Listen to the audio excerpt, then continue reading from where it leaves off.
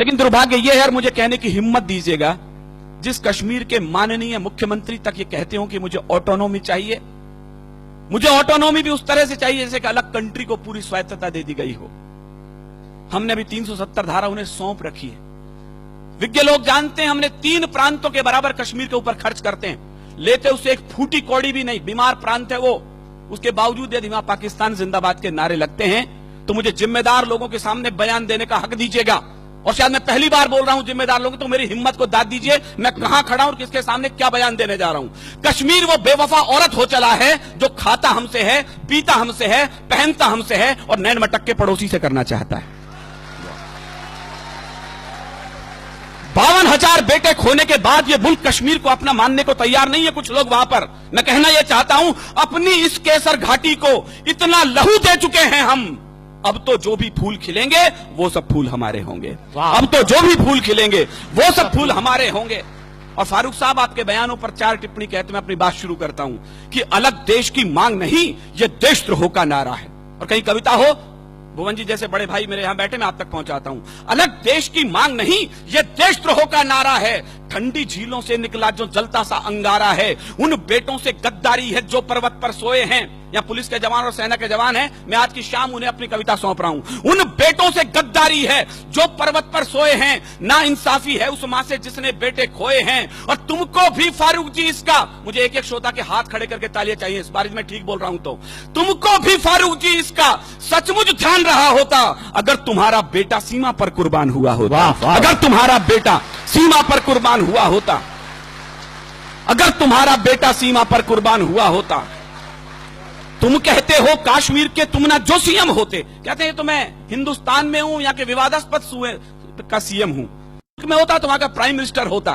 फारूक साहब, हिंदुस्तान में राजस्थान वो मिट्टी है जिसने इतिहासों को आईने दिखाए हैं, एक आईना मैं दिखाता हूं। तुम कहते हो काश्मीर के तुम ना जो सीएम होते, जाते पाकिस्तान वहां पर तुम उनके पीएम होते। फारूक जी अगर पाकिस्तान का, मुझे आपकी कमजोर तालियों के बीच कविता पढ़नी पड़ रही है, मेरा दुर्भाग्य भी हो सकता है। फारूक जी अगर पाकिस्तान का कुछ इतिहास पढ़े होते, फांसी के तख्ते पर तुम भी भुट्टो संग चढ़े होते।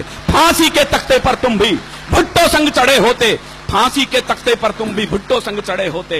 ये तो हम हैं जो गद्दारों को कुर्सी दे देते हैं, आस्तीन के सब सांपों को छाती पर सह लेते हैं। कोई रण में जीती भूमि भी वापस कर देता है, कोई सेना के लोहू से शाही को धो देता है, कोई मजहब के नारों से अलग देश बंटवाता है, कोई उग्रवादियों से जाकर हाथ मिलाता है। लेकिन ये तो हम लोगों की, मुझे केवल इशारे में नाम नहीं लेना, बोलना है, लेकिन ये तो हम लोगों की सब किस्मत में होना था। कुछ ऊंचे लोगों की गलती जीवन भर को ढोना था, कुछ ऊंचे लोगों की गलती जीवन भर को रोना था, कुछ ऊंचे लोगों की गलती जीवन भर को ढोना था।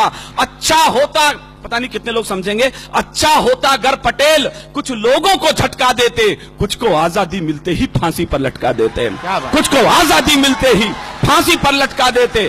फिर ना कश्मीर का झंझट ना खूनी होली होती, फिर ना कश्मीर का झंझट ना खूनी होली होती, ना बंदूकों के साये में मेहंदी और रोली होती। अगर कबूतर श्वेत नहीं, यहां गुरु गोविंद सिंह के बेटे बैठे, मैं इनकी पगड़ी को गुरुद्वारा मान करके प्रणाम करना चाहता हूं। संजय ने अभी बताया, चुटकुलों की कौम बना के रख दिया हमने सरदारों को। माफ करें साहब, ये बलिदानों की सबसे बड़ी कौम थी। हमारे बड़े कवि बताते हैं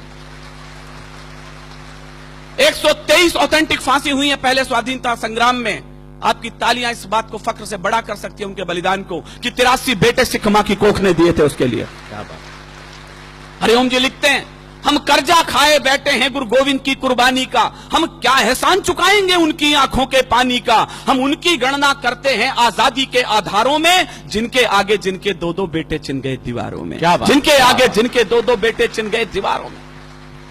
चापेकर बंधुओं के अलावा केवल दूसरा बलिदान गुरु गोविंद सिंह के परिवार से आता है। 4 बेटे थे, चारों के चारों युद्ध में और चमकौर के युद्ध में बलिदान हुए।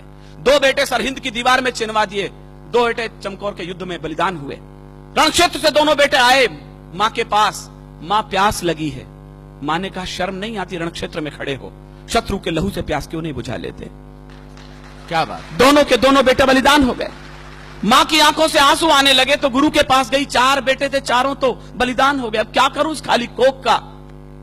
जो उत्तर दिया गुरु गोविंद सिंह ने, मेरे रोंगटे खड़े होते हैं।